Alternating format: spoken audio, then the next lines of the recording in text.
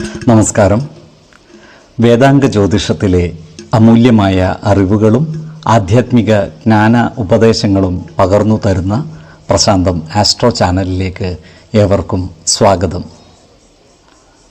ഈ ചാനൽ ഇതുവരെയും സബ്സ്ക്രൈബ് ചെയ്യാത്തവർ ഇപ്പോൾ തന്നെ സബ്സ്ക്രൈബ് ചെയ്യുക.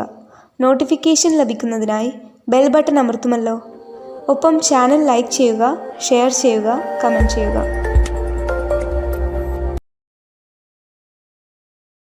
കൊല്ലവർഷം 1199 മിഥുന സംക്രമം ഉത്രം നക്ഷത്രത്തിലാണ്. മിഥുനം 1-ാം തീയതിയിലെ ഗ്രഹനില അനുസരിച്ച് മേടം രാശിയിൽ കുജനും, എടവത്തിൽ സർവേശ്വരകാരകനായ വ്യാഴവും, മിഥുനം രാശിയിൽ ആദിത്യനും ബുധനും ശുക്രനും, കന്നിയിൽ ചന്ദ്രനും കേതുവും, കുംഭം രാശിയിൽ ശനിയും ഗുളികനും, മീനത്തിൽ രാഹുവും സ്ഥിതി ചെയ്യുന്നു. ചതയം നക്ഷത്രത്തിൽ ജനിച്ചവർക്ക് മിഥുനമാസം പൊതുവെ ഗുണഫലങ്ങൾ കൂടിയിരിക്കും. ഈ നക്ഷത്രക്കാർക്ക് കർമ്മ മേഖലയിൽ കാര്യങ്ങൾ അനുകൂലമാണ്. ഹോട്ടൽ മേഖലയുമായി ബന്ധപ്പെട്ട് പ്രവർത്തിക്കുന്നവർക്ക് സാമ്പത്തിക നേട്ടം കൈവരിക്കുവാൻ സാധിക്കുന്നതാണ്.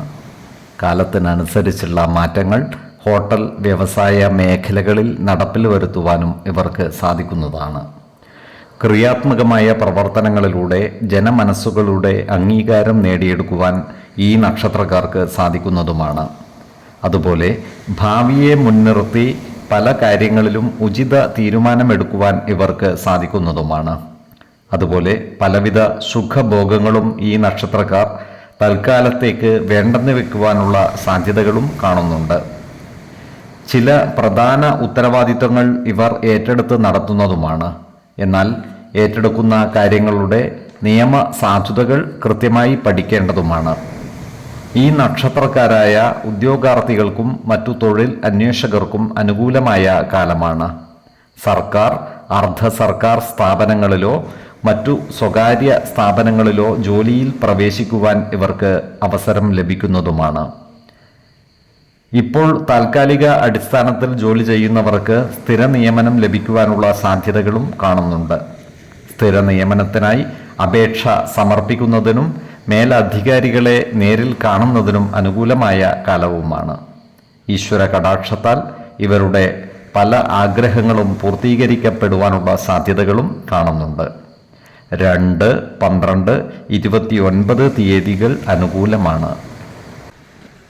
ഈ നക്ഷത്രക്കാർ ജനിച്ച സമയത്തെ അടിസ്ഥാനമാക്കിയുള്ള ജാതകത്തിലെ ലഗ്ന രാശിയുടെയും ലഗ്ന അധിപന്റെയും സ്ഥിതിയും ശുഭ-പാപ ഭാവങ്ങളുടെ സ്ഥിതിയും ഓരോ രാശിയിലെയും ഗ്രഹങ്ങളുടെ സ്ഥിതിയും അനുസരിച്ച് ഇവരുടെ പൊതുഫലത്തിൽ ഏറ്റക്കുറച്ചിലുകൾ ഉണ്ടാകുവാനിടയുണ്ട്.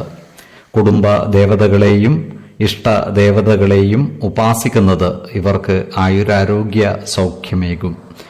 ഇഷ്ടദേവതാ മന്ത്രം 108 തവണ ദിനംതോറും ലിഖിത ജപം ചെയ്തു വരുന്നത് ഇവർക്ക് സർവ്വ ഐശ്വര്യങ്ങളുമേകും.